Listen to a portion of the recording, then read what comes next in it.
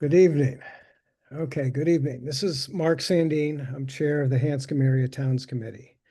And permit me to confirm that all members and persons anticipated on the agenda are present and can hear me. When I call your name, could you please respond in the affirmative? Dan Brosgall, Yes, I'm here. Wendy Ravelli.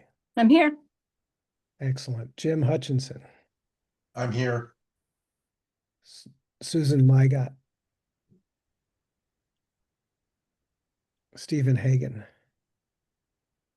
Margaret Copey. Here. Thank you. Barbara Katzenberg. Here. Thank you. Amber Goodspeed. I'm here. Michael Vadalero.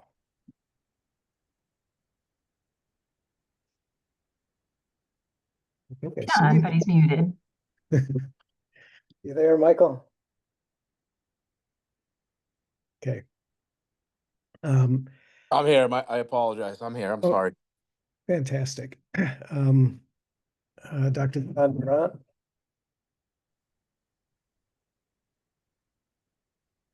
Couldn't hear you, John. I'm here. Yes, sorry. Okay, fantastic. Yeah. I believe Dr. Neelakshi Huda will be here shortly. Yeah, she just texted me. She's running just a little bit late. She's Okay. coming. And I'm wondering if you might be able to swap something around on the agenda just while we're waiting for her. If there's something quick you could start with. Okay, I'm not so sure about quick, but we can swap some things on the agenda. Okay. Neil Rasmussen. Here. Thank you. Christopher Elliott. Don't see him. Okay. Oh, yes, there he is. Christopher. Can't hear you, Christopher. Huh? I'm here, sorry. Okay, I fantastic. wasn't expecting to speak. All right.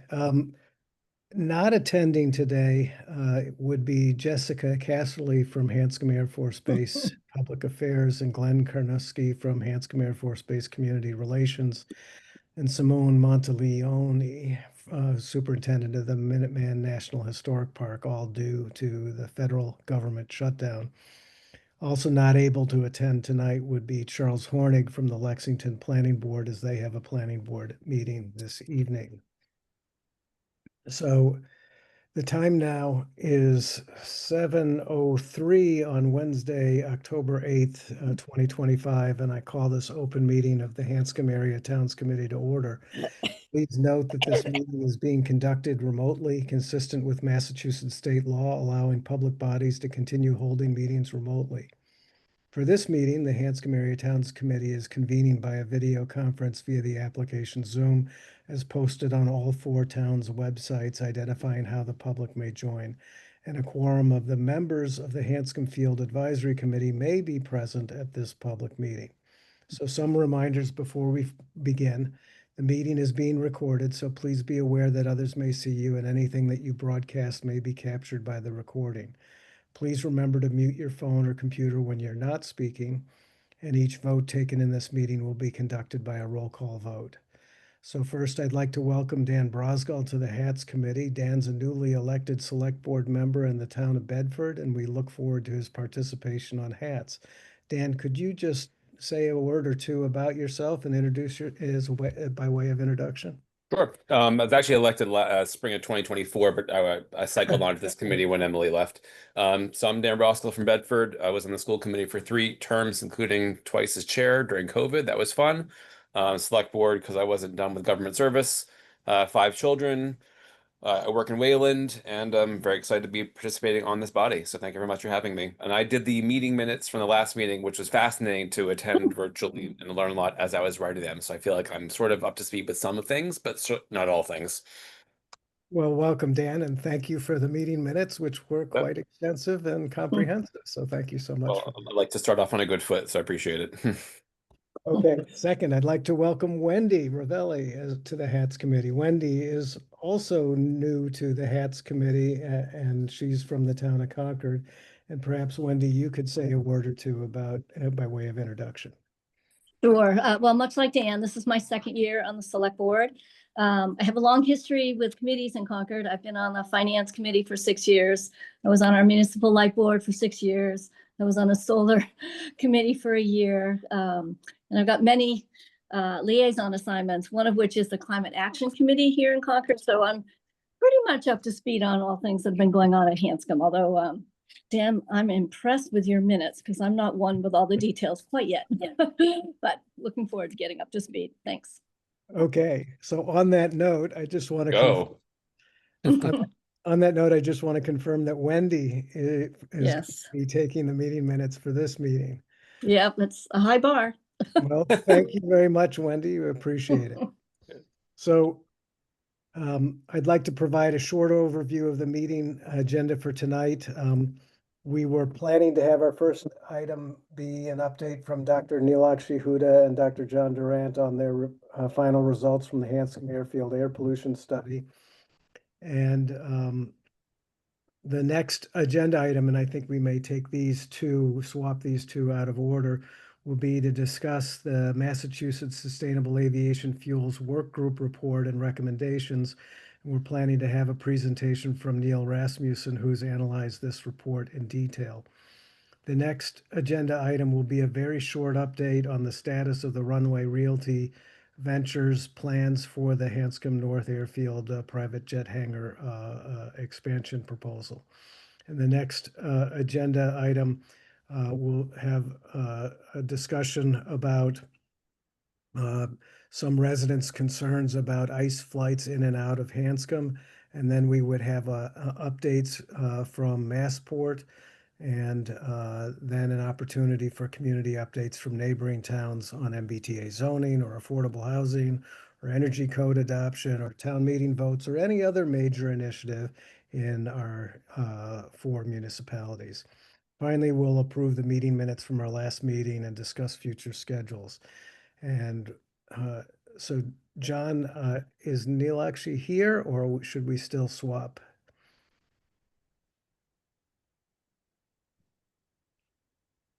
John, we can't hear you. John, you're muted. She would be in the Zoom room if she were here. Okay, so we will swap the two. Please.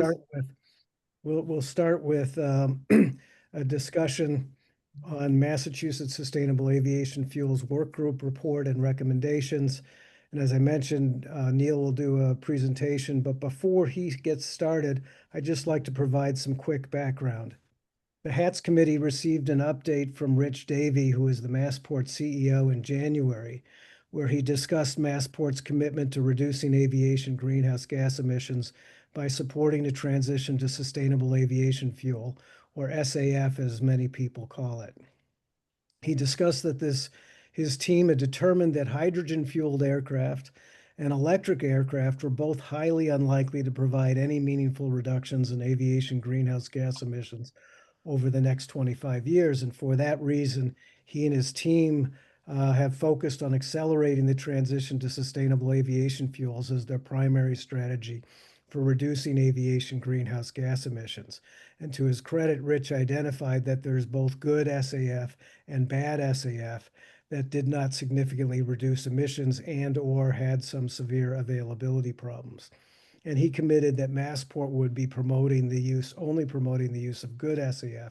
And he stated that it did not make any sense to truck SAF into Massachusetts from the cornfields of Iowa. He discussed the potential for creating synthetic jet, but he was enthusiastic about the potential for creating synthetic jet aviation fuel by using electricity to capture CO2 out of the atmosphere and produce hydrogen from electrolysis, and then combine those two elements together to create drop-in replacement fuel for current jet aircraft and current jet aircraft engines. And then a local Massachusetts company was developing a pilot plant to produce this type of fuel. So what we're looking forward to now is having Neil Rasmussen present a summary of his analysis of the Massachusetts SAF work group report and his thoughts about how to differentiate good SAF from bad SAF. So Neil, just let me ask you a question. Would you like me to run the slides, or do you? Would No, you- I've got it. Okay, It looks like I can share. all right, go for it. Okay. Is that showing up for you people? It is. All right. So before the summer, this work group, which apparently is an ad hoc work group created by Massport, provided this report on recommendations about sustainable aviation fuel. And we've had an opportunity to consider this for some months now, and there will be shortly released a study of all this by the Institute of Policy Studies, and that should be coming out in a few weeks. And this is a bit of a preview of some of the findings from that study. So coming back to the sustainable aviation fuel in this report, what's it about? What does it recommend? Will it improve greenhouse gas impacts? And what's going to happen next? I mean, that's what I'm going to try and cover here. So so what are the reasons for this report?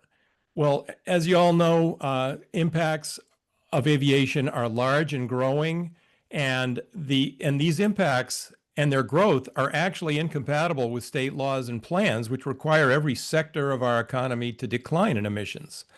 And the growth, and as far as Hanscom goes, the growth plans for private luxury jets are particularly egregious because of their high impact with low societal benefit. So one of the purposes of studies about this and maybe promotion of SAFs is it's intended to allow the growth plans to go forward, like at Hanscom, for example, and dismiss the concerns that the public might have about this and maybe convince the legislators and the governor don't worry about the growth of aviation because a magic bullet is coming that's going to save the problem. And this is just not my analysis of what SAF's all about. You can go to the aviation industry and see quotes like at the bottom here. It's about maintaining our license to grow, perhaps maintaining our license to exist. Oh, we need to move. So what does the report recommend? In summary, and the report's available, but in summary, basically, hey, SAF is the right way to reduce aviation emissions impacts. And as Mark said, the other alternatives you may have heard about, like electric aircraft and hydrogen, are almost universally agreed aren't going to make a significant difference. And the report also recommends that Massachusetts and Massport try and lead the adoption of these fuels. And it recommends that possibly a way to get this kickstarted is through state subsidies. And the report hopefully suggests that SAFs have the potential to reduce life cycle aviation emissions to near zero by 2050. That's a quote from the report. But the report doesn't actually explain whether this is possible. And there's a lot of independent research. There's at least 100 scholarly articles written about this that all are raising a lot of worrisome flags about this issue. So what are the greenhouse gas emissions of sustainable aviation fuel? There's a lot of confusion about this. And the first and most important is these fuels emit the same amount of CO2 when burned as jet fuel does. And that's confusing to a lot of people because they think, what's the benefit then? Well, the benefit is that during its production, like the growth of the crops that supply it, some of the CO2 that's later emitted when it's burned is absorbed by plant activity, or maybe even we could suck the CO2 out of the air with something called direct air capture, and maybe in that way compensate for our later emissions when we burn it in an airplane.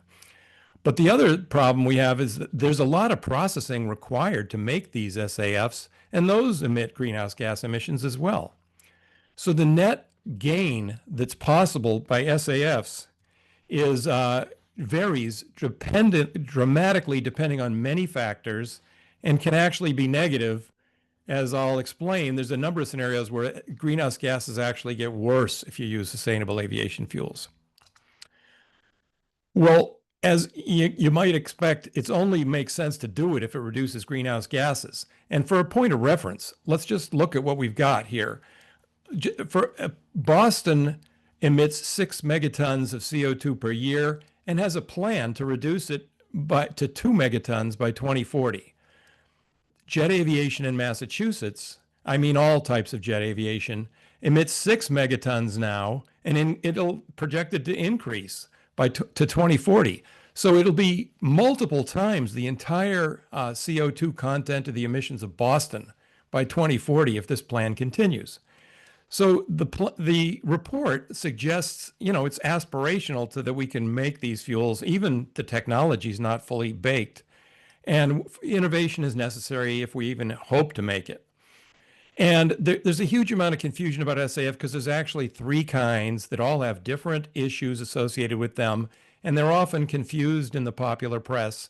And unfortunately, all of them have serious problems. And I'm going to take just a minute to explain what each one of them is. So the first one is SAF from waste oil, cooking oil, and animal fats. And this is how all SAF today is made in very tiny quantities.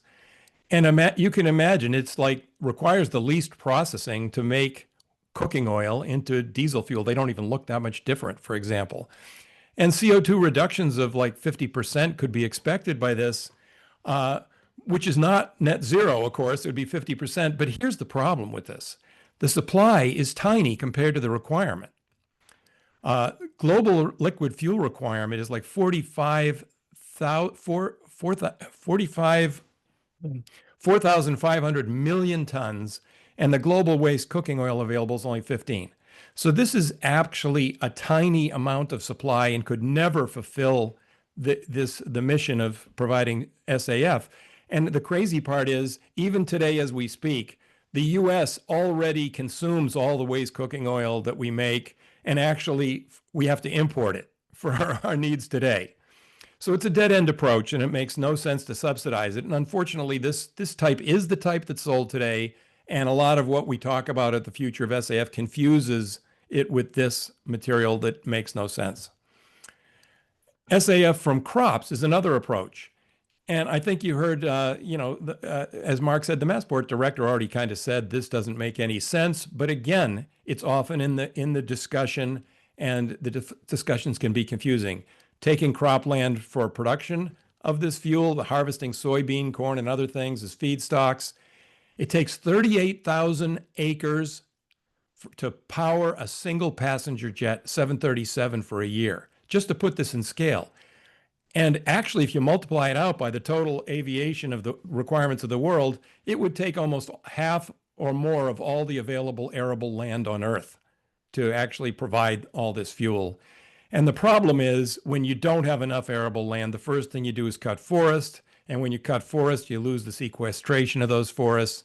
And the net benefit is heavily negative because the loss of forest reduces any benefit to below zero that you might gain from the SAF.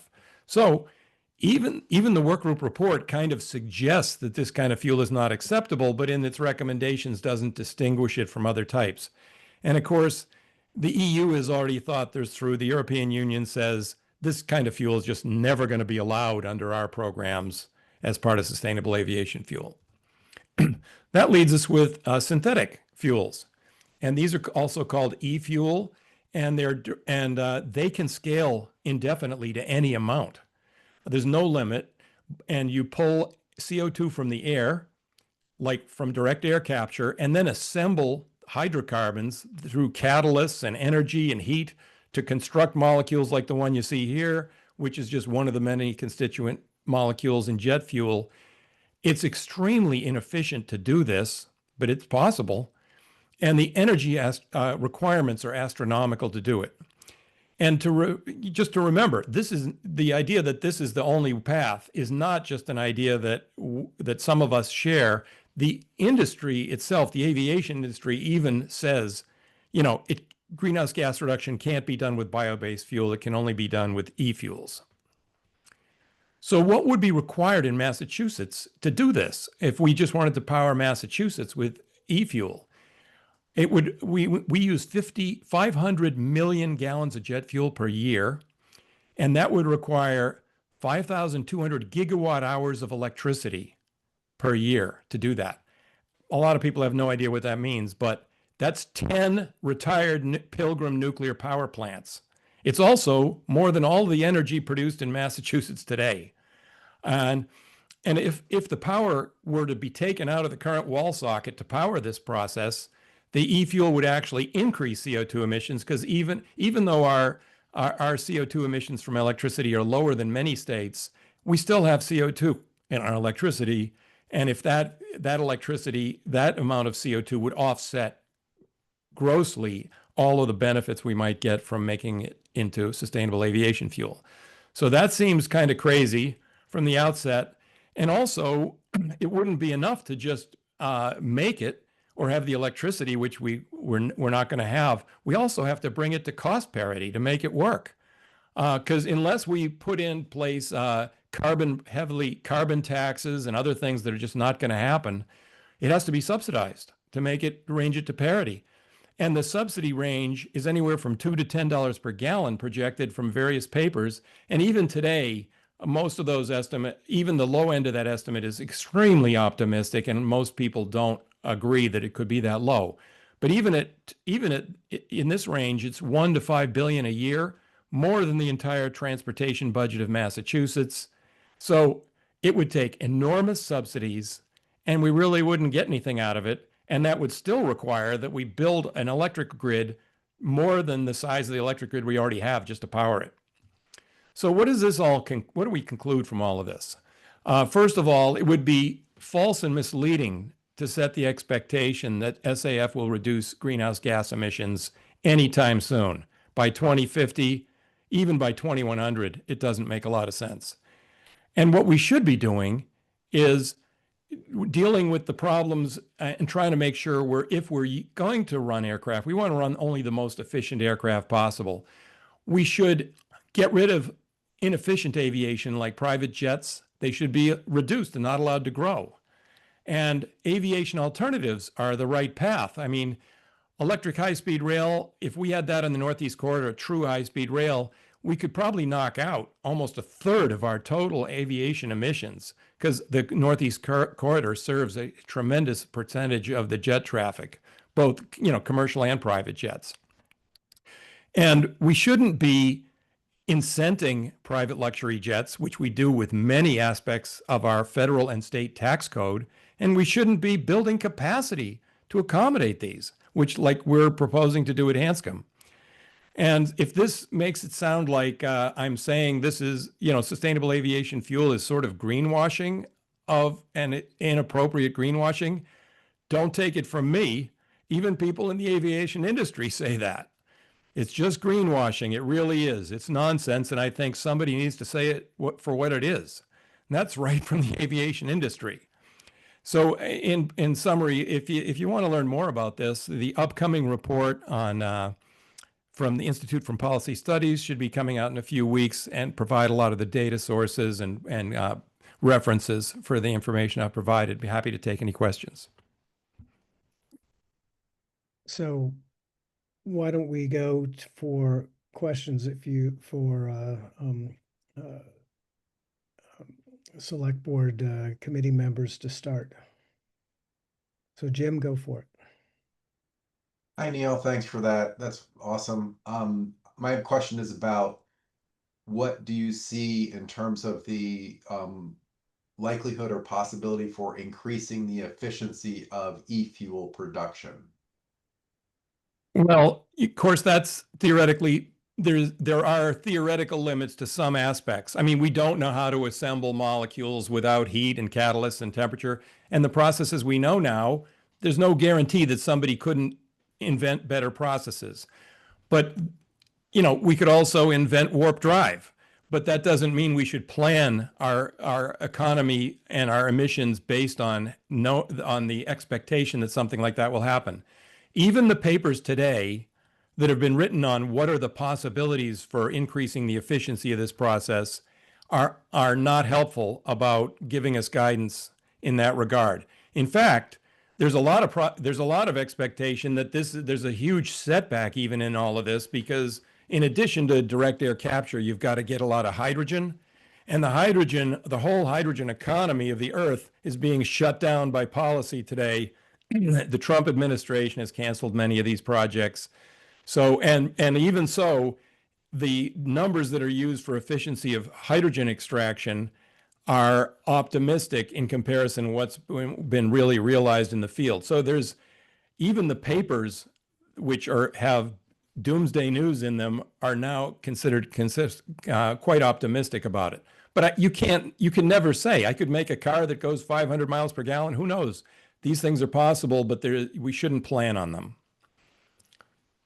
Thank you, Neil. I was just asking if there was any credible research indicating near-term possible improvements to that, or is there, you're saying no, there's basically. There's no magic breakthrough that changes how we assemble molecules, how we extract, how we capture CO2, and how we and extract hydrogen. Right, that's what I thought. They're pretty mature. All those aspects are not new. They're quite mature. And, you know, there's a lot of industries that would like us to do more efficient processing in those regards.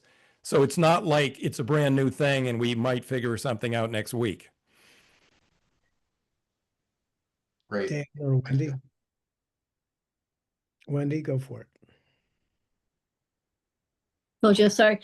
So I guess I just want to step back a little bit from a legislative sort of perspective and where Massport is. So Massport wants to promote this, but what does that really mean?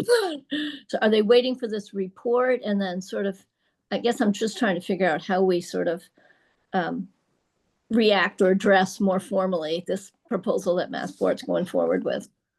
Well, we don't address it. What this is really about.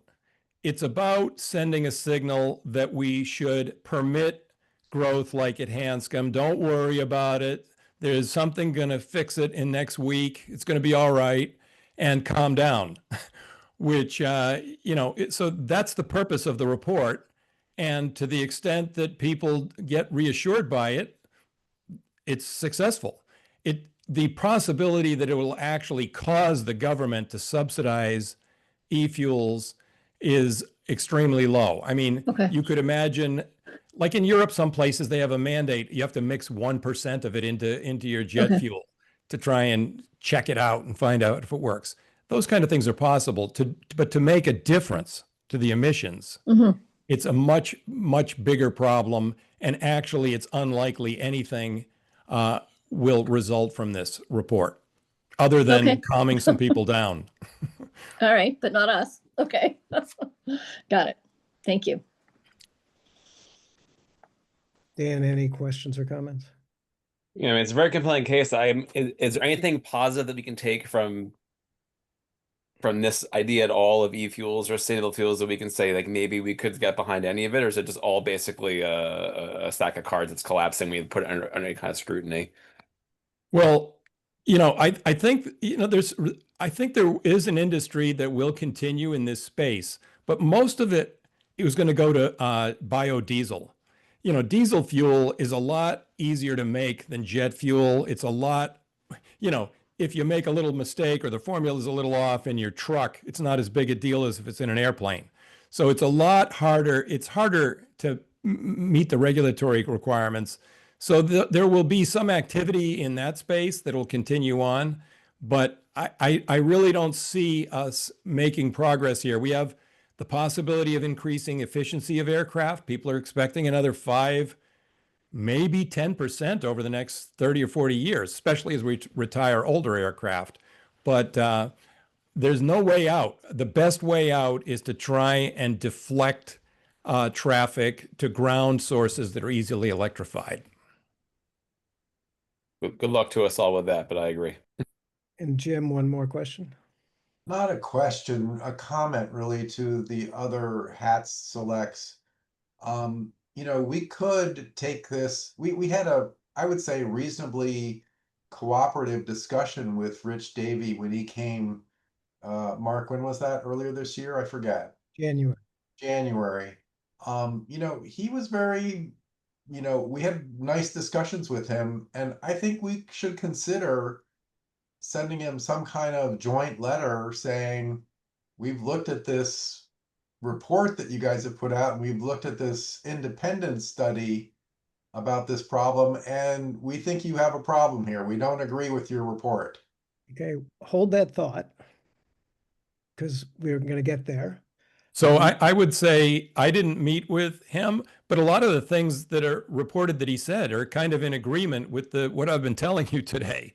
Yeah, they are. That, They are, Neil. you know, so I don't think what he's saying to us is in complete agreement with this report. So this report is not, he's not, is he a signatory to this report actually? Yes. Yeah. So, Jim, we'll come back around to that in just a second. Let me just Okay. ask other elected officials or appointed officials if they got any questions, and then we'll go to the broader public for a very short questions. Anybody, do I see any raised hands?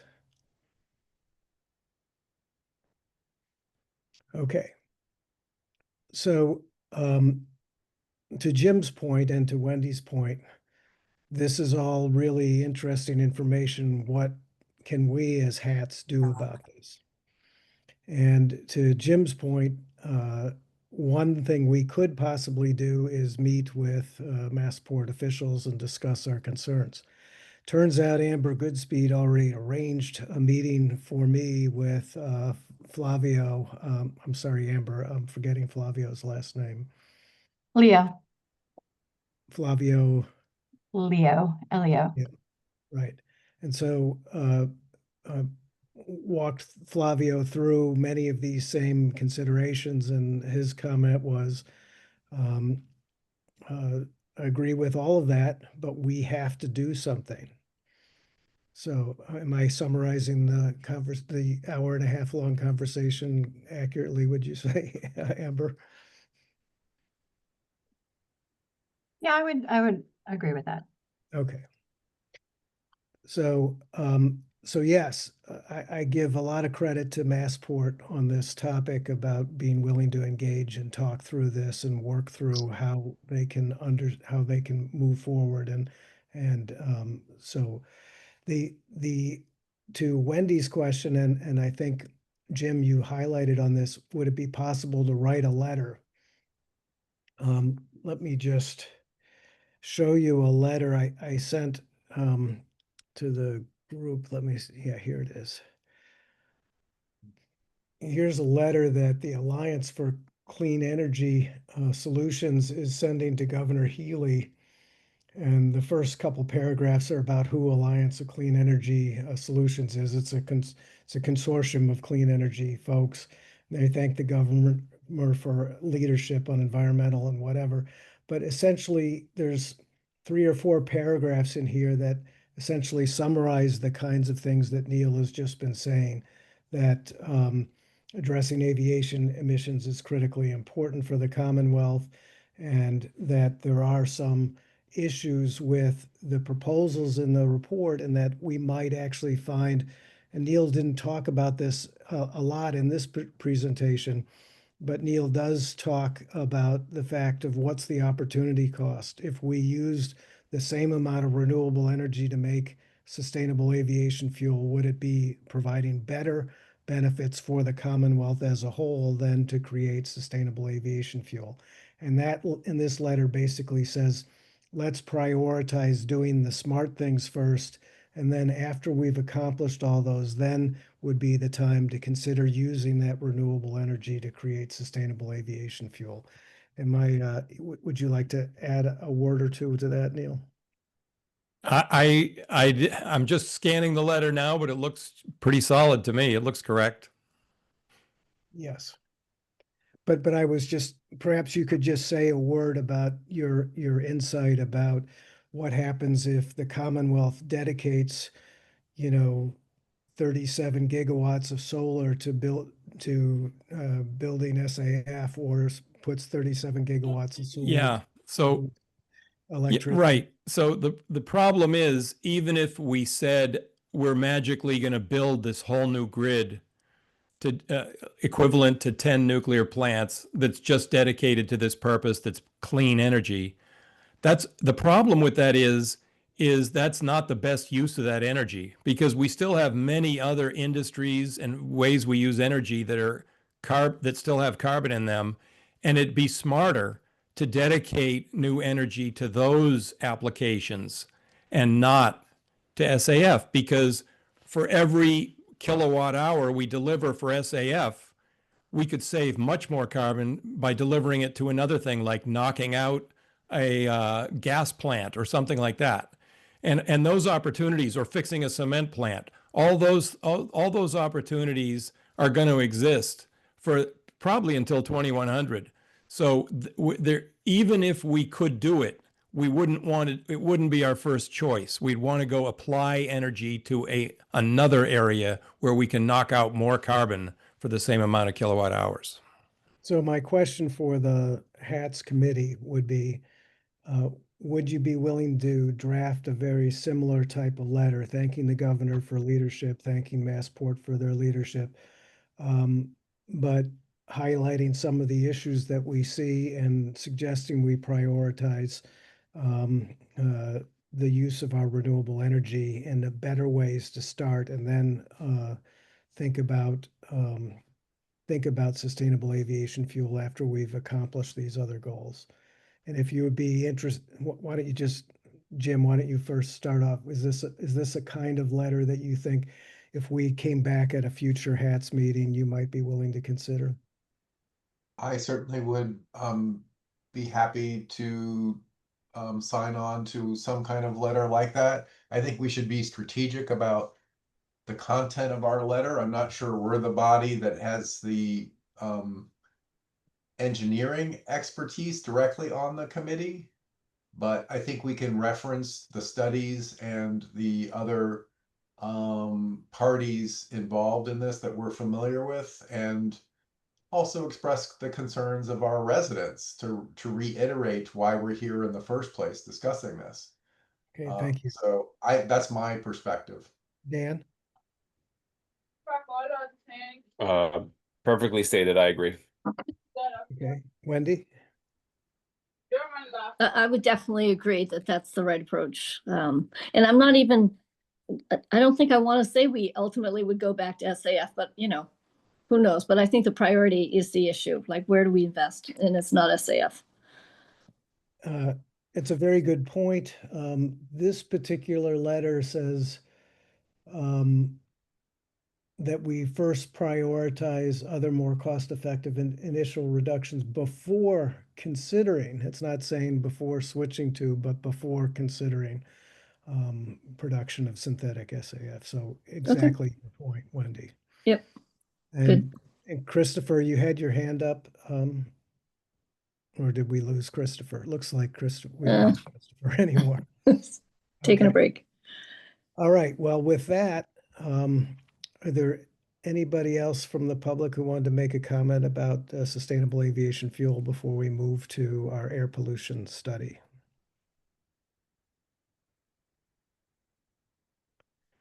So I will plan to bring back a draft letter at a future HATS meeting whenever we have our next HATS meeting.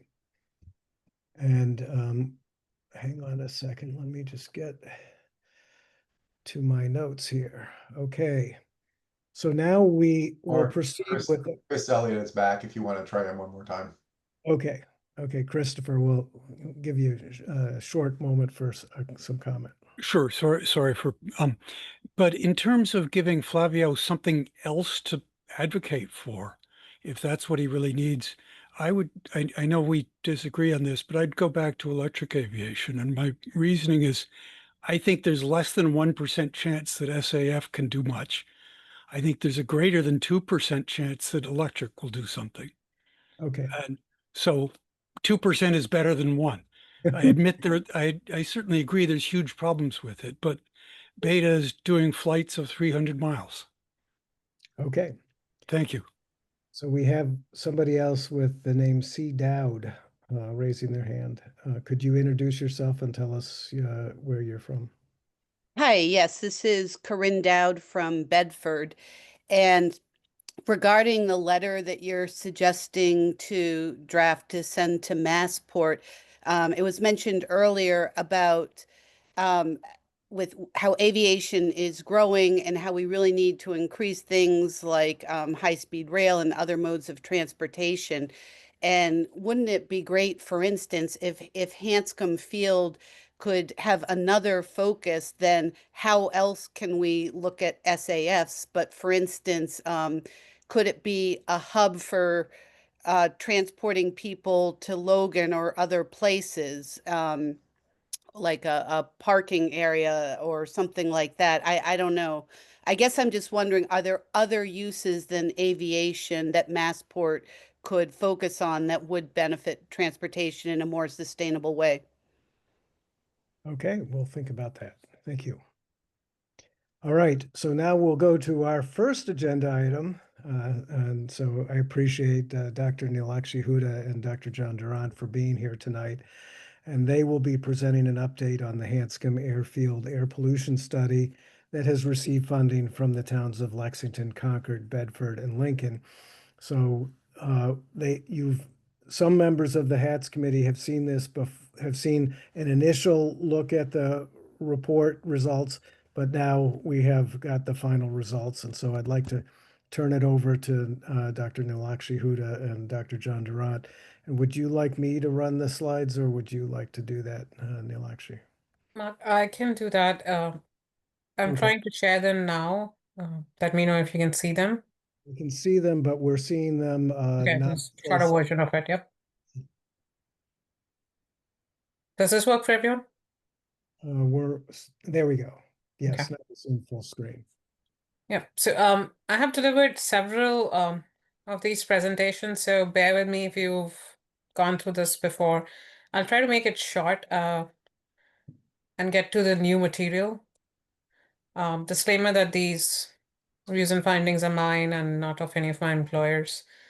What I want to focus on today, and these might be something new that I haven't explicitly expressed in a HATS meeting, is sort of this comparison to the scale of emissions.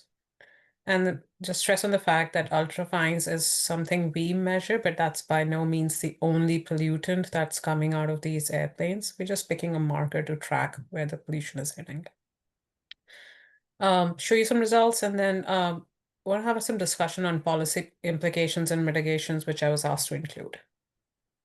So a turbine engine is a turbine engine, right? We can put it on an airplane and get thrust out of it and fly, or you could tether it to the ground, put a shaft on it, run a generator, and generate a lot of electricity, right? And we do it all the time. Our peaker plants are essentially just big turbine engines that kick up a lot of energy in 10 minutes. It's the fastest way we sort of know of producing a lot of power really quickly by burning fossil fuel. And it's sort of important to appreciate that so some of these big planes have engines that are about 40, 50 megawatt, and in the power plant version, they can produce up to 60 megawatt because there's some efficiency related to it. You take the same engine, similar technology, if you put it on the ground, we do a lot to control the air pollution emission that comes out of it, and there are laws and regulations that kick in. We put the same or similar engine onto an airplane, and we do no air pollution control. So it should not be a surprise, even though I get pushback sometimes on how much pollution and how far we can detect it, but it's not a surprise. If you burn a lot of fuel and you burn it on these engines, there's a lot of pollution that's coming out. I think I've gone over this before, but I want to stress this point here, that we have been measuring ultrafine particles a lot in this study, and a lot of aviation studies are going to track and report ultrafine particles.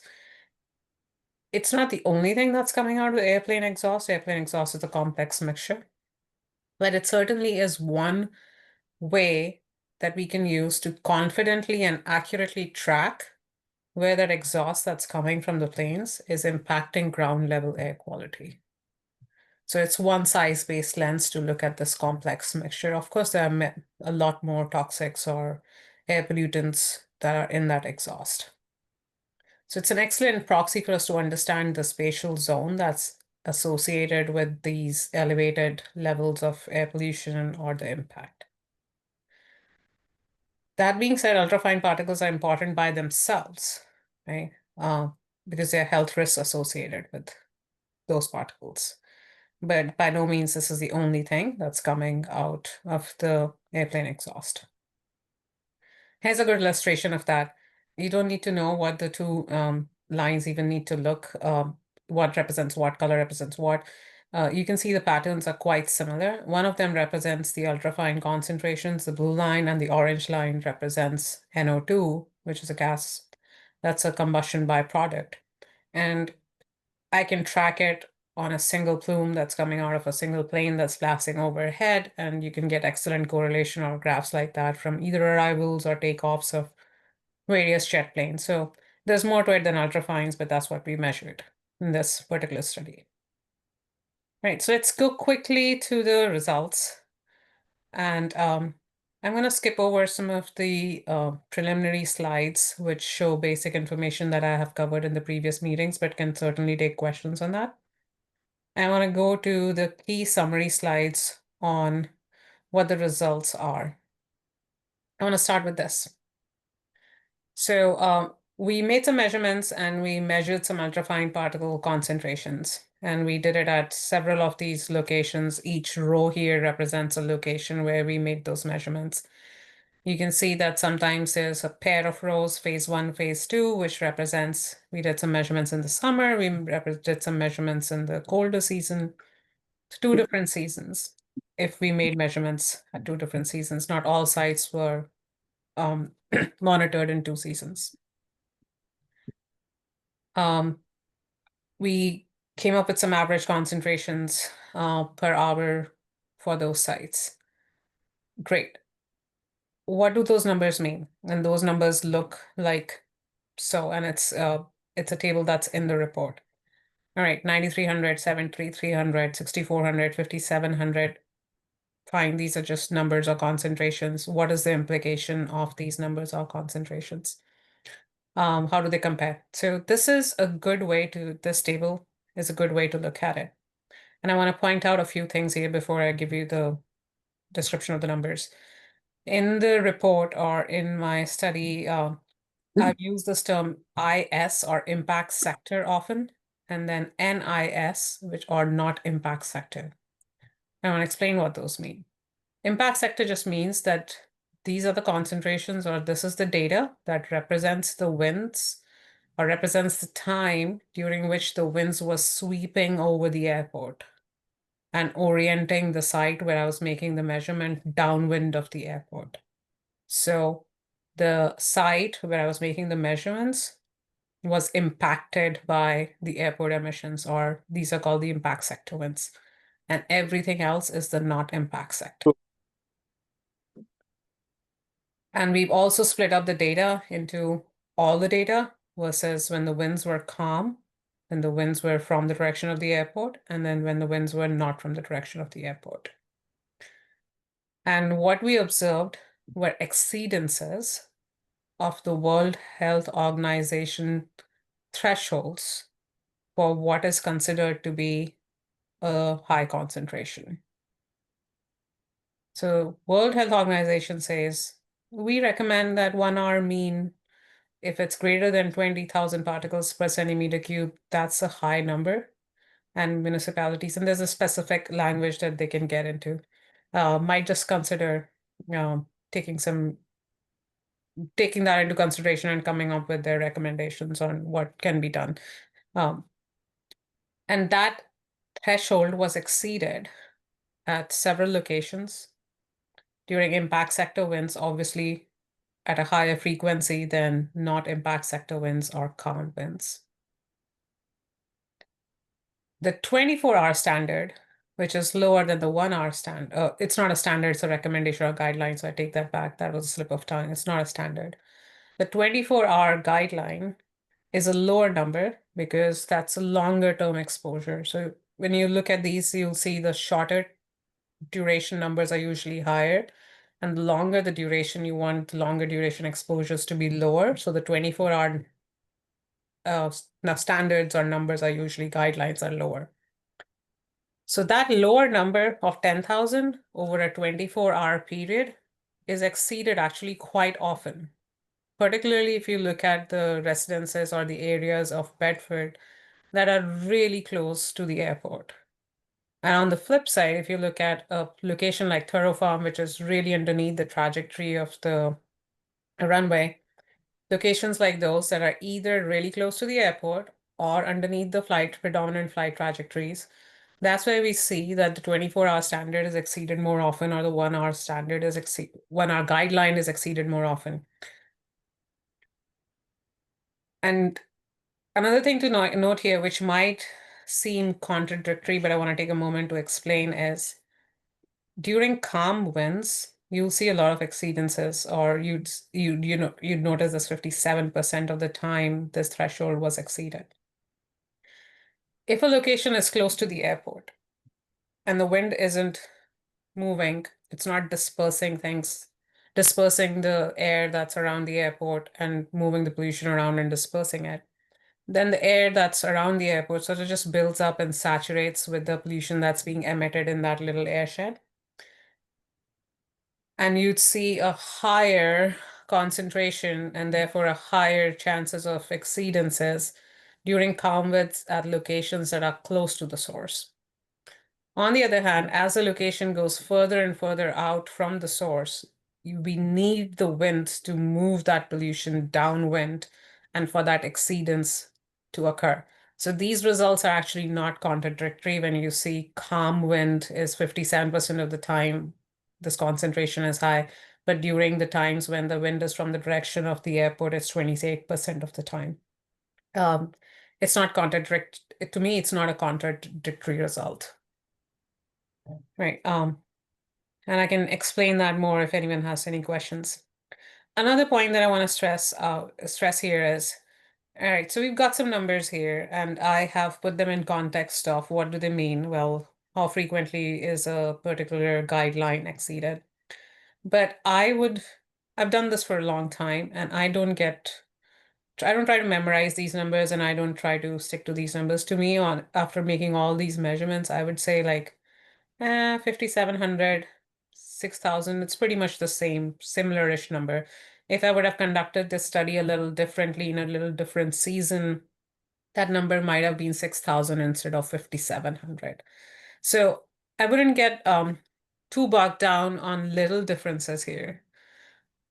What I would focus on is, okay, how does the impact sector compare to the non-impact sector for the same site? So you're looking at this column right here, this mean, and how does that compare to this mean for the non-impact sector? And the takeaway clearly is that when the wind is from the direction of the airport, and we expect the site to be downwind of the airport and is impacted by the airport emissions because the wind is sweeping over the airport, the concentrations are higher. They could be sometimes twofold higher, sometimes 1.5 times higher. But the point is that they're higher. And if we keep on increasing the emissions at the airport, this difference or this disparity is only going to get higher and higher. And there's no, those are all sort of statistically significant results. I didn't see any sort of challenge to that in the results when I looked at this. Right, another thing that we did, and this part confused some folks when I presented it at the last meeting, is because there was some concern about lead, which I know most of it comes or solely comes from the use of avgas in planes that are not jet planes, but that activity also exists at Hanscom, and it's a valid concern that the community had. We did make some measurements of lead, and I want to show you this graphic, which illustrates that the lead that we are seeing in the air, because these were not measurements of lead from the soil, what we did was filter out the particulate matter that was in the air by running the air through a filter, collect what was suspended in the air onto a filter, and analyze that for lead. So it's what we call airborne lead. And we did that in many stages. So we can filter, when we're filtering out the total suspended particulate matter, we can actually put a device that sort of segregates it out into different size bins. And when we do that, we see that the size bin that has associated with the smallest of particles was the size bin that had majority of the lead that was in the airborne lead. So about 75% of the lead that we did find was in that smallest of the size range amongst all the particulate that we captured. And if this is not clear, I can explain it more.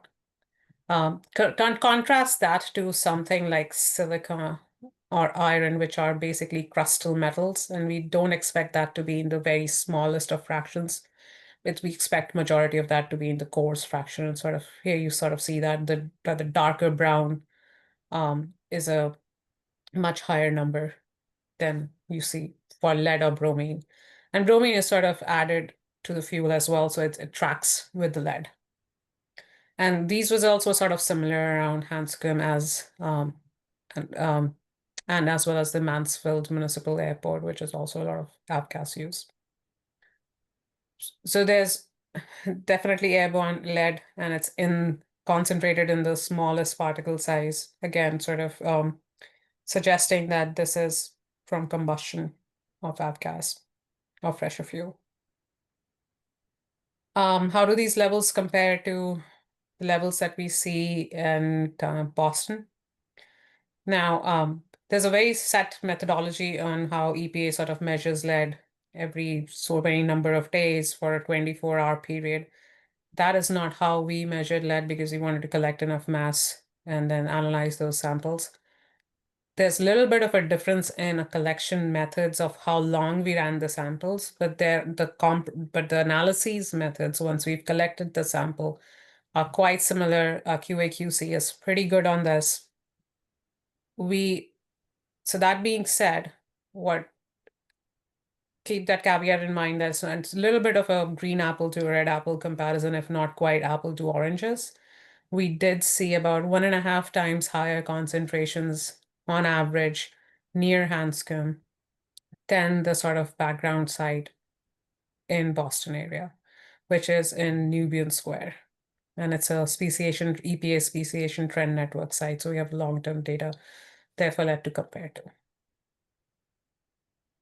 In summary, highest concentrations that we observed of ultrafine particles, they occurred at the sites where we made measurements when they were downwind of the airport and during the periods when the wind speeds were moderate, about 3 to 4 miles per hour, and there was high flight activity. UFP concentrations often exceeded World Health Organization guidelines for good air quality. We measured elevated levels of indicators associated with piston engine aircraft emissions across all monitoring sites. So lead and bromine were detected in 100% of the samples, and the concentrations were above the background levels. I want to pivot from here to some of the new content. I was asked to sort of put this in context of, okay, what does it all mean? What are the policy implications and recommendations that I can come up with? So here, it is by no means the only framework to think about this, but I've certainly put in, if not my full 10,000 hours, then a lot of time into doing this work over the last 10, 12 years, had a lot of conversations with many varied communities across the two coasts. And this is sort of my synthesis of what I think is a good way to think about what is a good mitigation in this situation. So the frameworks that I think is sort of that I suggest, it has to be responsive to three things. A, sort of the community is concerned. And then what are the concentrations and risks associated with us here, and how well are they characterized? And then if there's a mitigation that's being proposed, let's talk about the scale of it a little bit. Sorry, I lost my screen on my side, but I hope it's still being shared with you. So Is the solution or mitigation responsive to the community's needs? Is the characterization or concentration or the risk adequately characterized? Do we need to know something more before sort of going to the part of mitigations? And is the solution or action commensurate to the scale of the problem or the cause of the increase in air pollution? So here are my suggestions based on what I've found in this study thus far. I think in the communication of findings, there has to be a weighed sense of impact and risk. And the message is sort of different in Bedford than, for example, it will be in Lexington. And I choose Bedford and Lexington for this particular phrase on this presentation is because Bedford and Lexington happen to be downwind of Hanscom more often than, say, the towns on the western side of Hanscom. And that's just because the winds blow a certain way where we are. We have generally westerly winds, so that the communities that are on the east are going to be downwind more often. A community that's really adjacent to the airport, like Bedford, bears the brunt of the impact, and a further downwind community, maybe not as much. So when we are sort of conveying the sense of the impact or the risk, it might differ community to community, even within our small sort of coalition of 4 towns. The messaging probably needs to be different there. Then, oh, sorry. We need to start thinking a little bit differently when if we're looking for immediate solutions versus making long-term adjustments from policy perspective. A suggestion that I would make is, can we look at land use policy or have restrictions on what gets placed really close to a highly polluting source like an airport? And I'm talking generally here. Whether or not this project goes forward, or if it does go forward, then obviously it's going to change the airshed around that area quite significantly. Is that a healthy use for schools or childcare centers or putting our vulnerable populations really close to the airport? Is there a way to prioritize projects that protect health or air quality? Hypothetically, I don't know, I'm just making this up. Let's say that a town like Bedford is considering updating the ventilation system in schools, and they're like, which school needs to be updated first? Maybe think about the school that's closest to polluting source. Just an idea. Hypothetically making that up. I have no idea whether there are any real plans. Think not only about the airport, but the supporting roadway and the traffic infrastructure. I heard something about the new project that was being proposed as an alternative. There was another use being proposed. Fossil fuel combustion is fossil fuel combustion. And if they're going to be cars driving towards the airport, either to take the flights or because an office use building is being constructed in that area, which will draw hundreds of additional cars every day, it's still fossil fuel combustion, and pollution is going to be coming from it. As the airport grows, the supporting infrastructure around it would also be growing. So let's just focus a little bit more about at this broader transportation infrastructure rather than just the airport emissions or the plane emissions. And then in terms of characterization improvements, I would say that maybe there are some gaps that can be filled even around Hanscom. We can study noise. We can study other pollution that's there. We can maybe improve our understanding of the spatial extent, and certainly improve our understanding of the long-term variability. This has been a great start, but it's still limited data. We have few months of data in the 2 seasons. It would be good to have a longer data set if we are interested in improving our characterization or understanding of the problem. And those would be my recommendations to you all for now, and I'll take questions with that. So thank you so much, Nilakshi. Very helpful to put this in a policy context.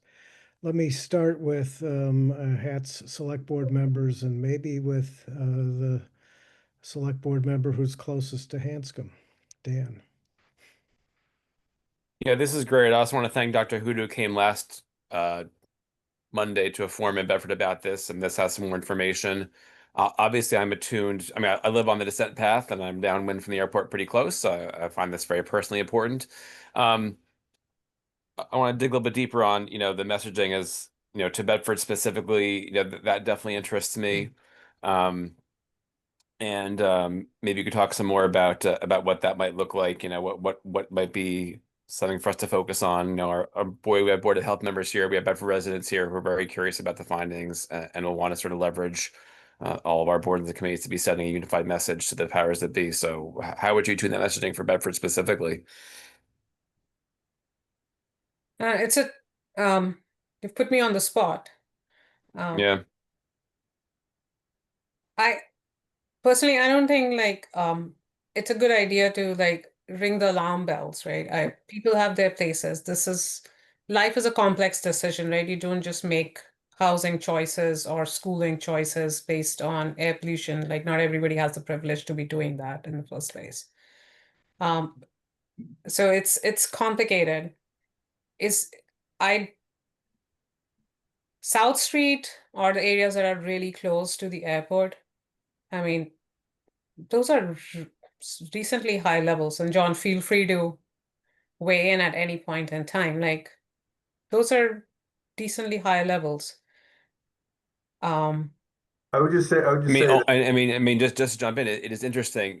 Had the town had that information before the MBTA rezoning, one might think that the density might not have been approved in that area, which is exactly where it is, up Loomis Street and Great Road on the descent path for those days. That is very interesting.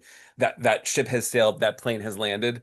But retrospect, maybe that would have been the wrong choice for density, directly in the affected areas. That is interesting learning.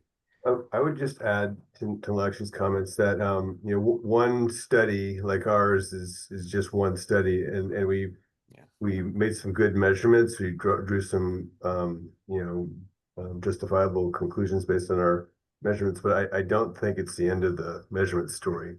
I think we need more of it. For example, we've been studying Logan for years and years now. We have a really rich data set for many of the communities around Logan that just didn't exist before. So these things, they take time to really understand fully. So I think, based on what we did on South Road, there certainly is a strong signal there. And that the properties we were looking at were very close to the runways. They need to be better characterized so we have better numbers so we can approach decision makers in the towns and at Massport and say, here are some really robust numbers that help us to better understand, who's exposed to what, how much, and when.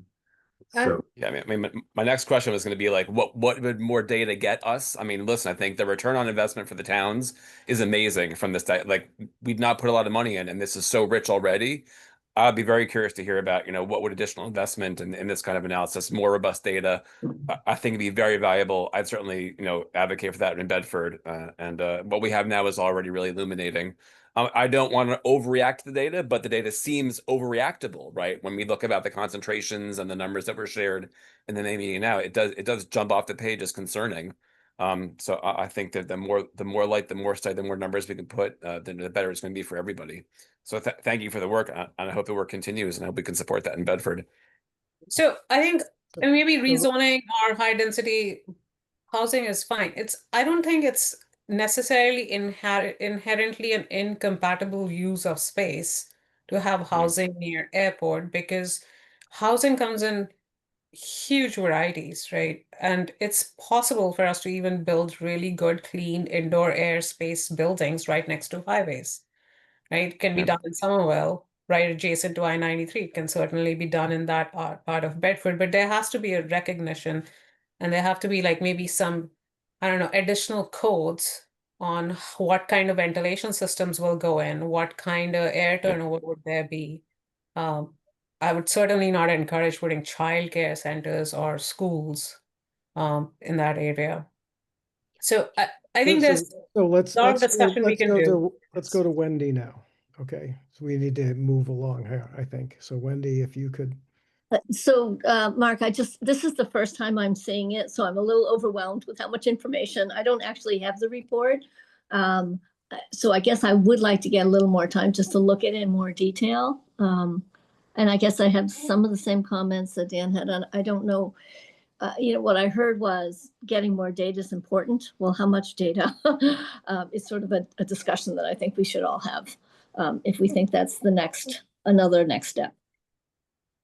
And Jim. I appreciate the attempt to give us policy recommendations because that's of course where we want to go. I think we need to spend a little bit more time looking at the actual report and come back as a group maybe next time and talk about whether we're going to do any joint policy actions or not. I think that we certainly each town can do whatever they want with the report in terms of talking internally about how it impacts their town.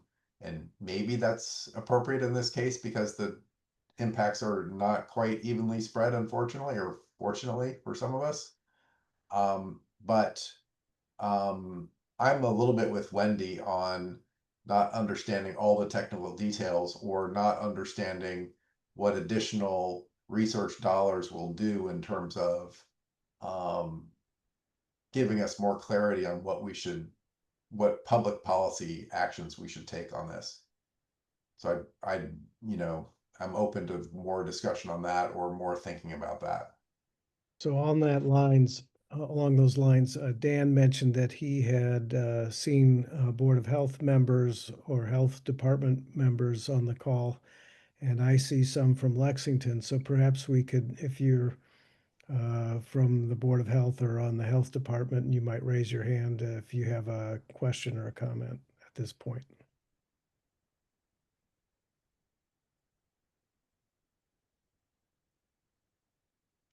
Wendy.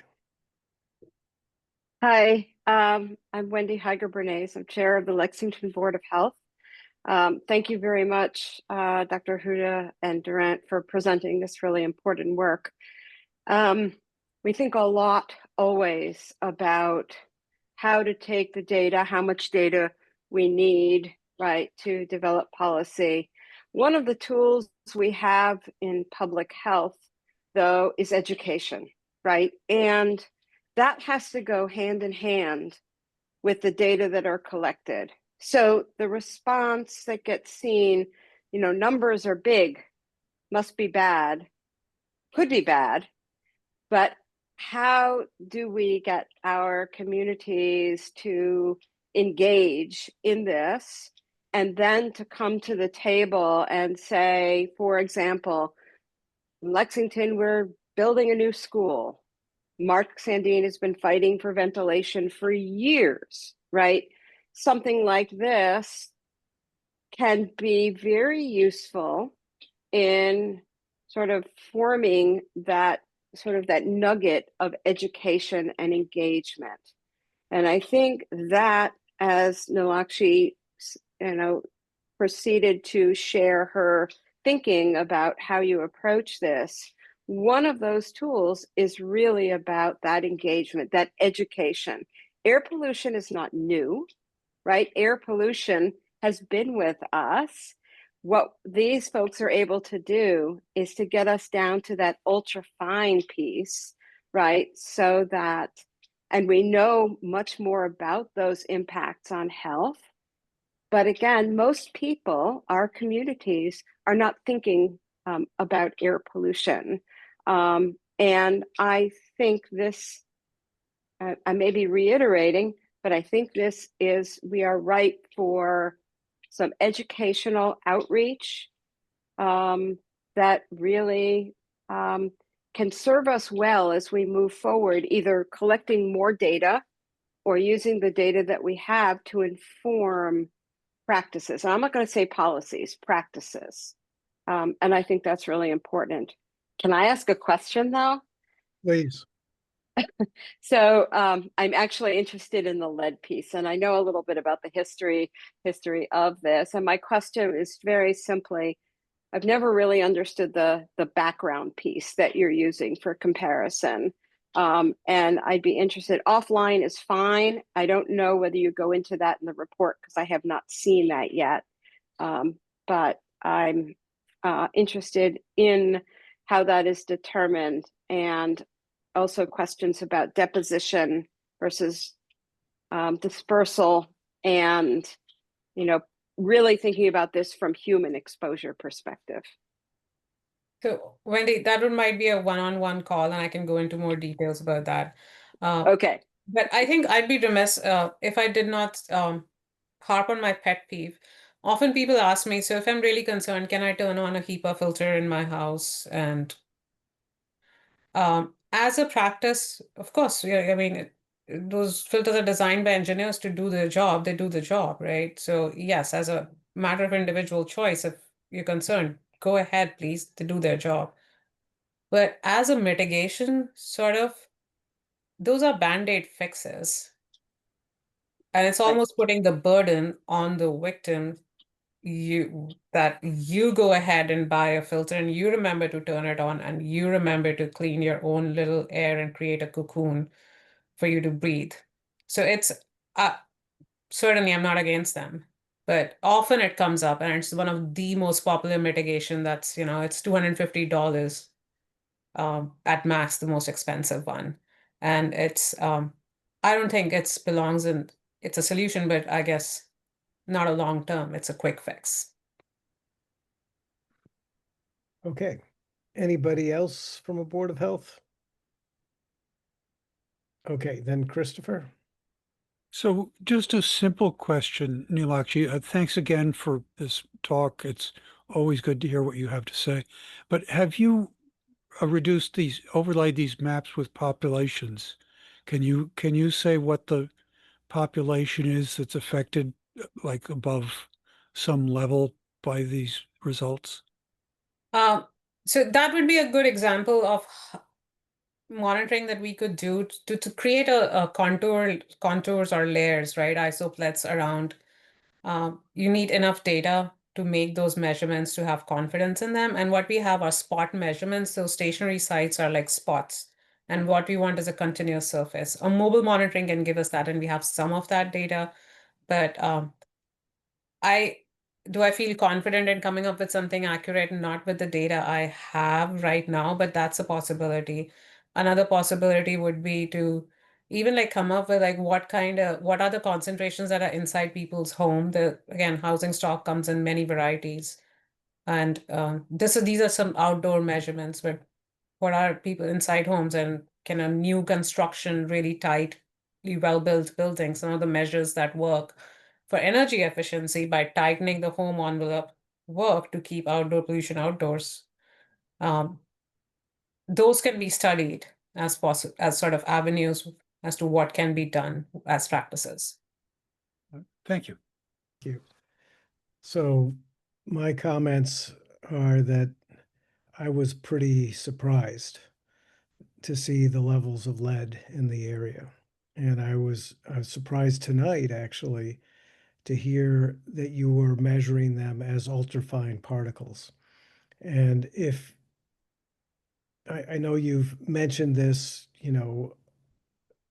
several months ago, but if you could just talk again about the counterintuitive thing for most average people, that ultrafine particles may have more impact on health than larger particles. If you could just say a word or two about that. So the smaller the particle is, the deeper it penetrates in our lungs, and ultrafine particles are really small. On average, sort of size of a virus is something you can sort of mentally remember. They have to be smaller than 100 nanometer by definition. Having a round spherical particle is a theoretical model. They come in all shapes and sizes, agglomerates and stuff. But generally, their aerodynamic diameter is less than 100 nanometers, small size of a virus, so you can breathe them. And they are so small that they can cross the blood-brain barrier. They've been shown to do that. They can penetrate deeper in the lungs. Our bodies don't have the cleaning mechanism like the hair that we have in our nose for getting rid of these particles, big dust, large particles. Our bodies have mechanisms to sort of constrict or restrict how much of it can go down. But the smaller something is, the deeper it penetrates in our body, if it has the capacity of crossing over into our systems, then it can be systematically dislocated and cause inflammation all over the body. And if you look at the literature, sort of and I do not study the etiology of disease by any means. Wendy can comment on it much better than I can. But the recurring theme here is inflammation with ultrafine particles, systemic inflammation, and the diseases that are related to inflammation. They've been linked to a whole host of things. Cardiovascular disease is something that the evidence is the strongest for. So the second thing I just wanted to touch base on, several folks had mentioned that they hadn't read the final report. I don't think you've issued the final report yet. So if you could just say a word or two about when we might expect to be able to see that. We got some really good feedback from HATS members, and we are addressing that. John, could we take another week to sort of address some of those comments? Whatever time you need. Okay. You know, we're not going to meet in the next month and a half, I don't think anyway. Okay. Yeah, we're addressing those now, and we have some new figures to include as well. Some of the ones that Neil actually showed tonight. So we'll incorporate the new figures and text to go with it. Plus, we'll address the comments that we've received so far. So sometime in the next few weeks is what we're expecting. Yes. Okay, thank you. All right, well, I really appreciate all the time and energy. I think what's it been, a couple years that you've put into this now? No, it's just been a year. It feels that way because this is the most number of meetings or presentations I've ever had to do on a single project, but I'm happy to. Welcome to Lexington. Well, Mark, on that note, I would say Bedford did give me flowers, and I'm still waiting for those in Lexington. Okay. All right, thank you. All right, good point. All right, so with that, I think we should move on to the next item on our agenda. And that's about discussing the status of the North Airfield Ventures and Runway Realty Ventures proposal to build 495,000 square feet of jet hangar space. So just as a reminder, Secretary Tepper determined that the proposed DEIR that was submitted by North Airfield Ventures and Runway Realty Ventures does not adequately and properly comply with MEPA, the Massachusetts Environmental Protection Act, and its implementing regulations.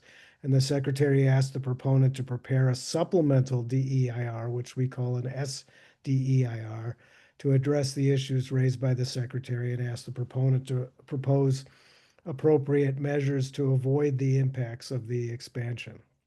So at our last HATS meeting, we were expecting that the SDIR would have been submitted by now, and that this HATS meeting would be have an agenda item to discuss this. And so we made a decision that we would have SDIR on our agenda for this meeting.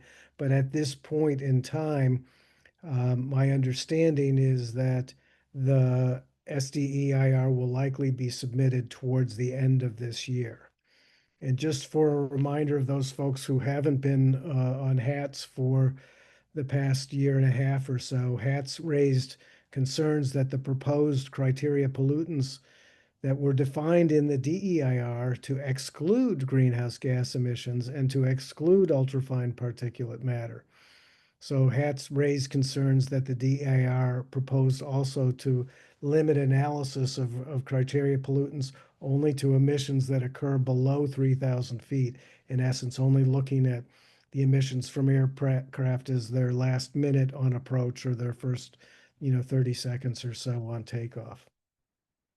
So HATS also asked that the SDEIR include measurement and analysis of the full impact of greenhouse gas emissions above that 3,000 feet and including ultrafine particulate matter. HATS also wanted to be sure that the SDER would address the suggestions and comments that this study that we just heard about has found. And Neelakshi and John, could you just confirm that you have sent those your report to them? Maybe you're not here right now, Neil, actually, but my understanding is that the initial data has been sent both to the DEP and the proponent.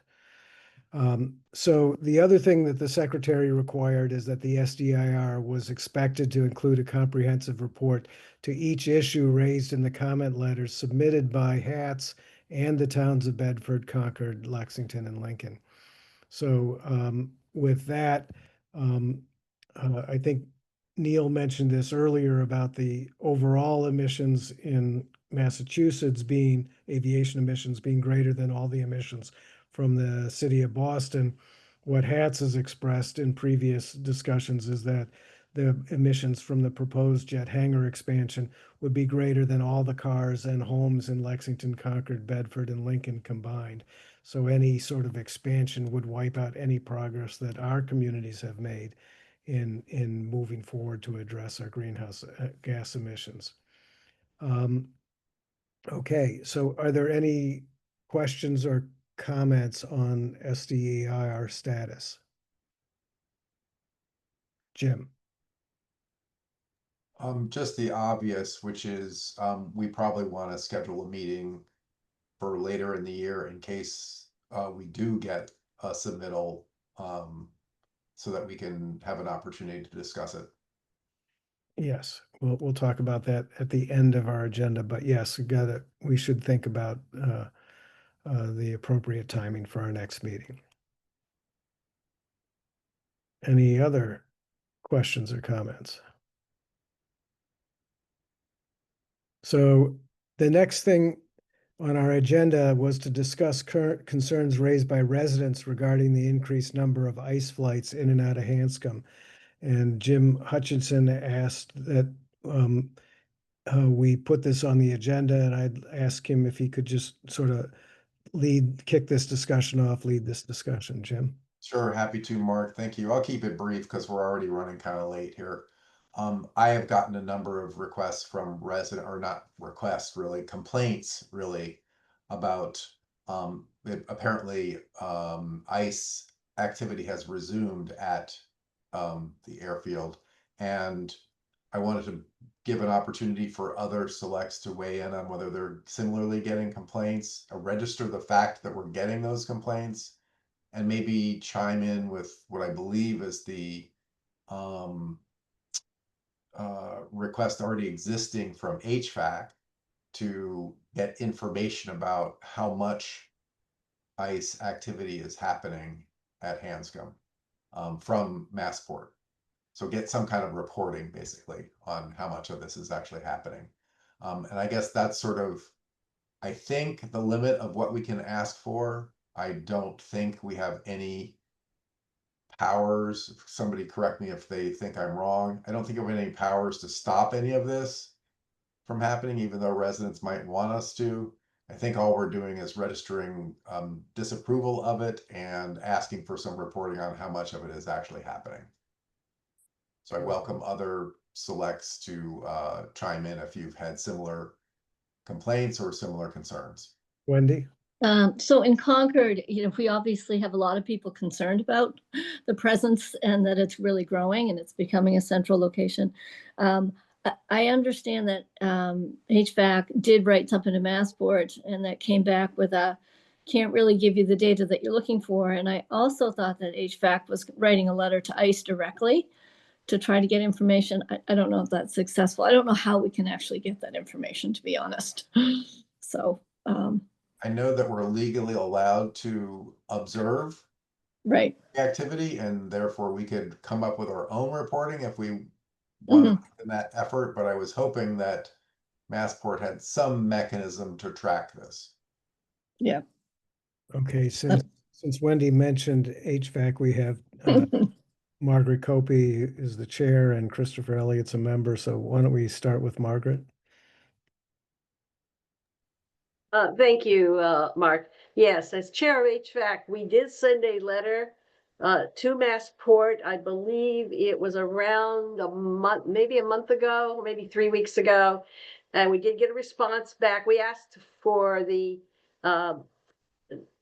schedule of flights, who was flying them and when they were coming in and what kind of planes they were flying on. The response we got back was that, they can't provide that and that we should ask directly to ICE.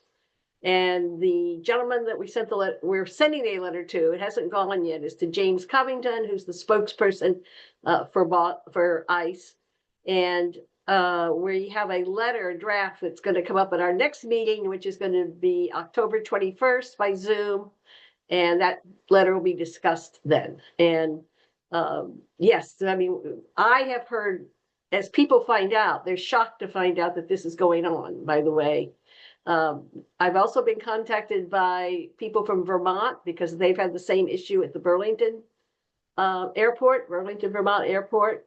We're right. I don't know what could be done other than to publicize what's going on, shine a light on what's going on, and put pressure on the companies. We are concerned.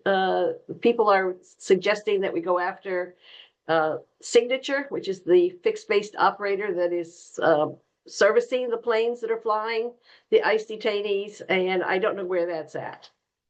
So that's my report. I don't know if Christopher has anything else he'd like to add.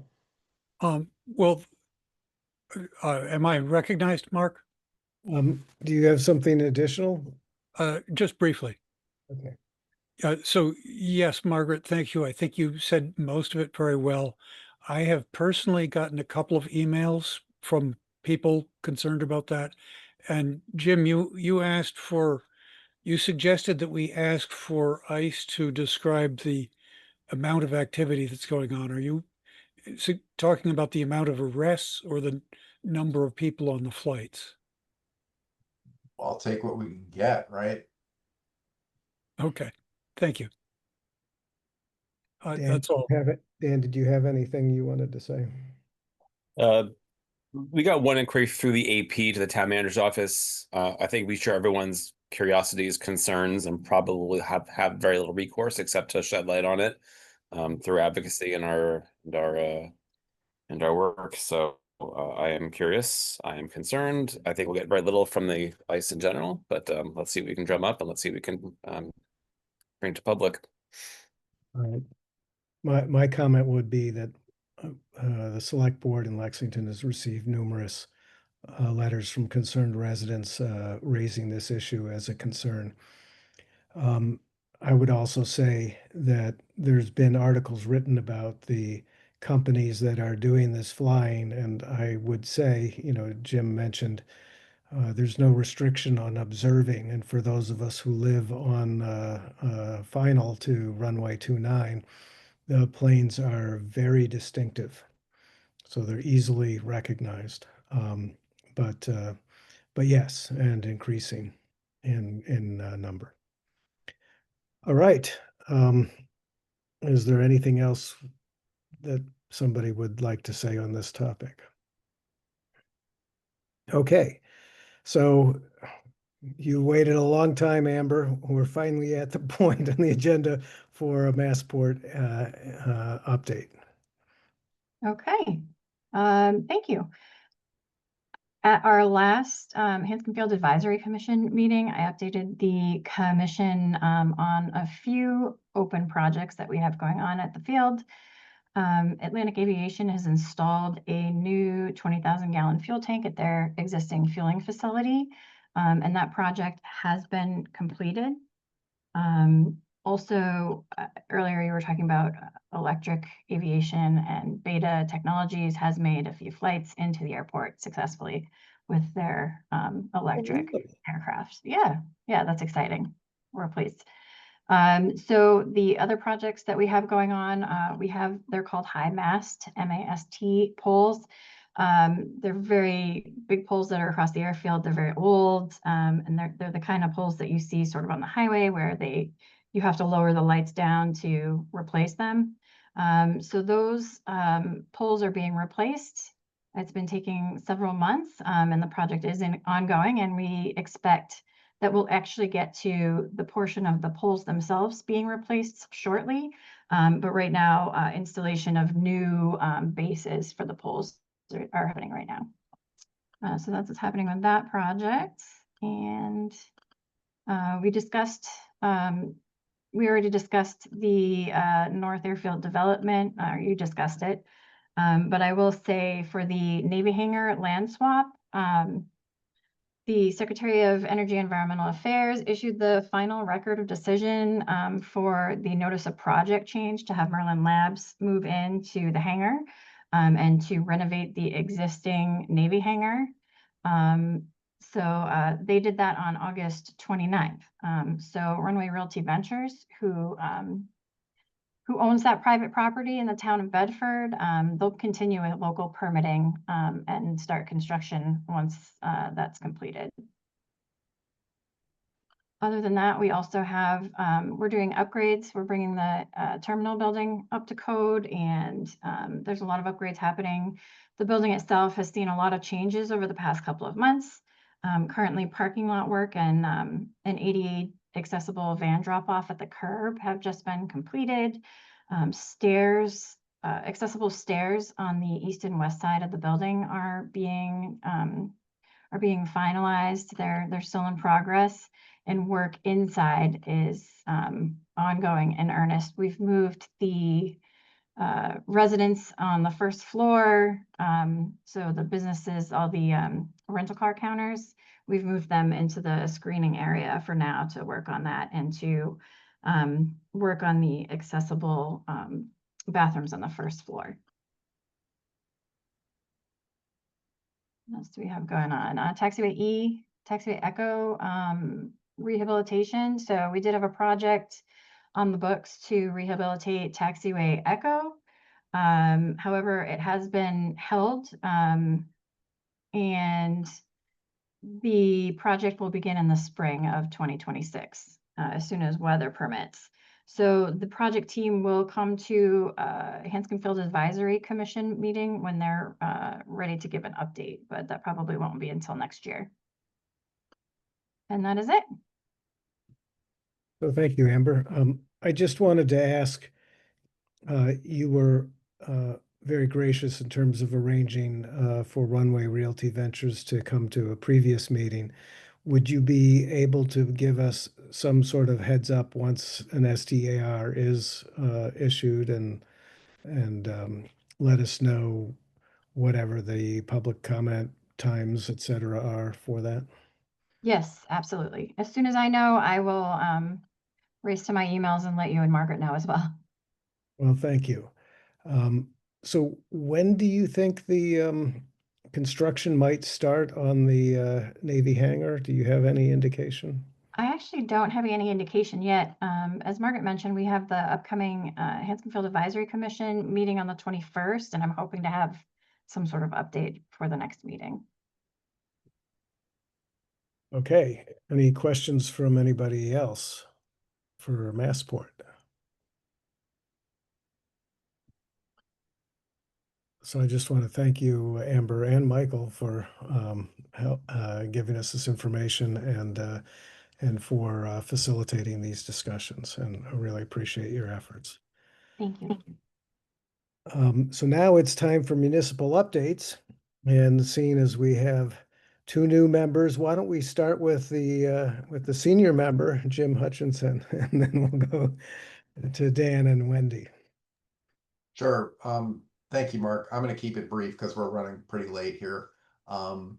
New things in Lincoln. We just broke ground just this afternoon on our new community center. Only $24 million, so it's not a high school, Mark. I can't really compete with you.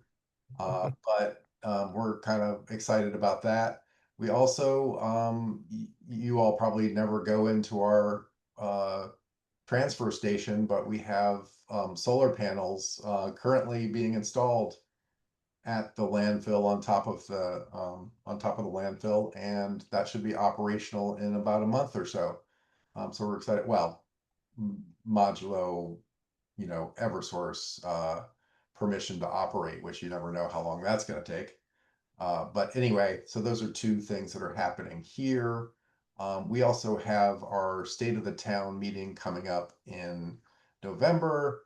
A quirky thing that Lincoln likes to do where we don't vote on anything, but we talk about stuff that is coming up in the next year's town meeting so that residents can ask questions and sort of guide the process a little bit and give input on, whether they think we're heading in the right direction on various projects or not. So that's a fun thing that we do here in Lincoln. And I think that is it, unless I see Susan Hall Mygat on the call. Susan, did you want to add anything that's going on in Lincoln? No, I don't have anything to add unless you want to talk about the Dark Skies Initiative that might come to town meeting. I wasn't ready to talk about that yet, Susan. I was going to talk I said about nothing. that. I I was said going to nothing. talk about that at next meeting. Okay. Fine. Nothing to add. Thank you, Susan. All right, Dan, you're on. All right, I got 4 things for everybody. Number 1, Bedford has seen 4 fatalities on its roads the past 14 months of pedestrians and bicyclists. You can call them all random, but we are appropriately extremely concerned about pedestrian and bike safety in general, and are leveraging a lot of police resources and smart people trying to figure out why that's happening and to bring public awareness to it, which is very tragic. Along those lines, the famous triangle at Wilson Park, where I'm sure you've all waited to turn left or right or enter Bedford, where the pole capping is near Bedford Farms and the high school, there is the 4th time around trying to solve that traffic problem. So there are currently 5 proposals which were done a bunch of years ago. We'll be looking at those. We'll find another solution. Let's see what happens. Maybe something will happen. Thing number 3, as you may know, there's large capital asset in Middlesex College parking lot, which is being in the early phases of the state promoting housing on that parcel of land. It is 5 acres. We did set a density bonus, so we'll have 5 units per acre, maybe 25 units. And we're looking at getting an RFP out for developers. And last but not least, we have a special town meeting on November 3rd, which will feature a few unexciting things, but finally, some energy on solar, some discussions of where we're putting canopies. We are late to that party, but we are finally here. Those are 4 things for this group to know about in Bedford. Great, thank you. Wendy. Have to unmute. Okay, just a couple of things, because I think it's been a long time since we gave an update. So you all know that the town of Concord's working on that MCI lot where the prison was. We had a consultant working at the tail end of the last fiscal year, doing a lot of community outreach to come up with sort of a vision plan for what we want to do with that site. The goal being that becomes insight into our zoning and also requirements for DCAM to start thinking about how they will outreach to developers. There are a lot of issues with that site, as you might be aware of. First and foremost, there's the Rotary project. This really has got some new attention and some new attention from the state. The state is committing to look at that Rotary design, although it's going to take them 5 years. We've gotten some preliminary sort of inkling on that, but that whole design has a big influence on the MCI site in terms of where we can access it, et cetera. So that's a big issue, but it is moving forward from the Rotary design perspective. On that site is a wastewater treatment plant that is significant for the town of Concord because it would give us some sewer capacity that we don't have now, and it's critical to our business growth. So we are pursuing that acquisition with the state. Those activities are ongoing. As you might expect, the state has left it in a lot of disrepair. So there's a very large enhancement that has to happen to get that up to speed. And then also on the site itself, there's a large concern over remediation. So a lot of things up in the air right now around that site, but we're trying to work with the state and make some progress there. We did at our town meeting pass a $25 million roads program with the idea to look at our roads program and have a multi-year strategy on road improvements. That will also include bicycle and pedestrian safety, because Concord has the same problems, Dan, that you have, and concerns around bike safety. So we're hoping that we'll have some focused effort there. We also, for those who might be interested, we have a cell tower that's going to be put up on our landfill area on that Route 2 near Walden Pond. There'll be 4 cell towers there that hopefully will give 4 carriers, some better service, so maybe that will benefit everybody. That's a And then horrible we- dead zone. I applaud such a thing. Nice. All right, well, we'll see how fast they can get it done. I'm hearing it's still going to be 26 before it's done. So I drive there every day. I'm like, oh, gotta drop the call now. Sorry for yeah, interrupting. well, I have to tell you, Concord Center is even worse. So we're Oh, trying to I get do that cell one too. coverage. Yeah, I know. Cell coverage in Concord Center and West Concord. So that's a big goal for the select board this year. And then just for those who are interested, we have got a $450,000 grant, MVP grant, to look at that Suasco watershed. So the Sudbury, Assabet, and Concord rivers. We're trying to put together a collaborative of towns to sort of look at that. It's a 2-year project, so more to follow on that, but a lot of good collaboration across a couple of towns. So, and we're working on our climate action plan updates for this year as well. So Fantastic. that's the hot topics. Okay, Jim. I just wanted to throw in that Lincoln is also looking at roadways, pedestrian and bicycle stuff. And the layer that I would add is we're also trying to figure out, how do you overlay the 5-year plans that you're making for roadways with your water main replacement program for the aging, water mains that need replacement, and you want to coordinate those things, but the quality of information that you get from the roadways is much higher than the quality of information you get about the status of your pipes. So anyway, if you guys are talking about this internally and have any best practices or thoughts on that, I'd be interested in hearing them at some future, either now or at some future meeting, in terms of what to do with those 2 different, somewhat disparate set of plans. I'll just comment. We also at our town meeting passed a stormwater management rates. We actually created an enterprise fund, and we're just starting to fund it this year. So, but it does raise all those questions around coordinating all these infrastructure projects. And yeah, we all have old infrastructure, so it's a challenge. We have some insight in that we also have broadband that we've been undergrounding for years. So every time there's an opportunity to dig up a road, we're trying to figure out, okay, who's got a need there, right? And trying to coordinate around that. So, no easy solution though. Okay, great. Well, thank you. So in Lexington, there's been a lot of activity since our last HATS meeting on MBTA community zoning. We've now approved 10 proposals to create 1,100 units. And some of those projects have already broken ground, including the largest being 312 units on 17 Hartwell Ave, which will include 47 affordable units. The interesting thing is that the Lexington's Affordable Housing Trust has created a buy-down program to increase the number of affordable units and the affordability of those units in these MBTA multifamily housing. And this program has actually been very positively received by several MBTA developers. As I mentioned at the last HATS meeting, Lexington held a special town meeting to consider a citizens article to sort of tap the brakes on our MBTA community zoning overlay districts. And we ended up revising those zoning districts. They no longer include Lexington Center and Hartwell Commercial District. That citizens warrant article passed with 95% of the vote for people who felt we needed to tap the brakes on the MBTA zoning. The Attorney General's office. How big of a reduction is that, Mark? Large. I We mean, had 227 acres and now we have 52 and a half, I think. so that's a pretty big reduction. Okay. We were approximately 4 times over what the requirements were from the community zoning. The AGO has subsequently approved that zoning change, and EOHLC has certified that Lexington continues to be compliant with the MBTA Community Zoning Act just in the last couple of weeks.